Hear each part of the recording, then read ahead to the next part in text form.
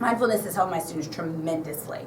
For one example, after a series of impromptu snow days, my kids came back and they were bouncing off the rafters. And I knew that I needed to start a new unit and that they weren't going to be focused where they were.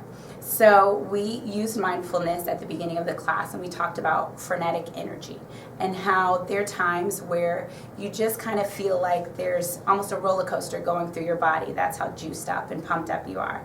So we did a body scan, and we started from the tops of our head and we went all the way to the bottom of our feet. Took us maybe about 2.5 minutes to go through it. By the end of it, my class was calmer. They were focused. They were ready to complete their task. And I found that my class flew by, and it flew by productively. And I think that as a whole, there's no one right or wrong student where mindfulness works for them. There's this idea that it has to be a student who is really frustrated or really challenged, who doesn't know how to control their emotions or control themselves, when really mindfulness is a tool that works for any student and for every student. So it works for the quiet student that's always organized as much as it does for the student that is constantly off task or doesn't know how to communicate or process their feelings.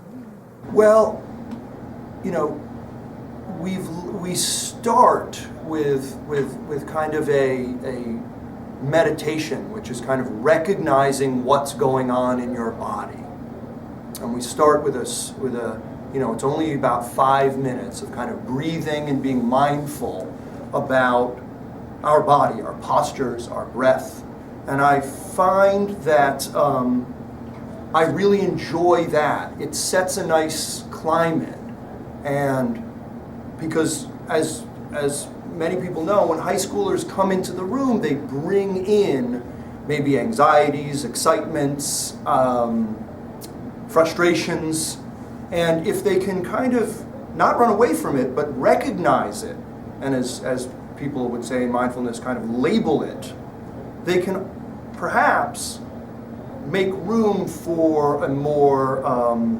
focused study in class. I have a lot of different stories. I'm trying to think of something that would be really poignant. I think probably one of the best things that's happened as a result of mindfulness is we had the opportunity during our morning meetings to choose students, and they would volunteer to actually guide the rest of the 6th grade in mindfulness for the morning. And I think after going through the mindful training with Dr. Alvizu, the whole 6th grade going through it with her, as well as the teachers getting mindfulness training separately, I think it kind of got everybody on the same page. And so it really empowered the teachers to feel comfortable empowering the kids, if that makes sense, to really take charge of mindfulness and begin using it in their own way.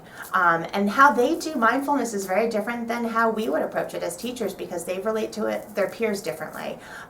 So having the opportunity to watch our students be really brave and volunteer to take us on kind of a mindful journey in the morning in front of the entire 6th grade, which is 44 kids and 4 teachers, that was pretty amazing. I think that, and that's happened a few times, so that's been pretty cool.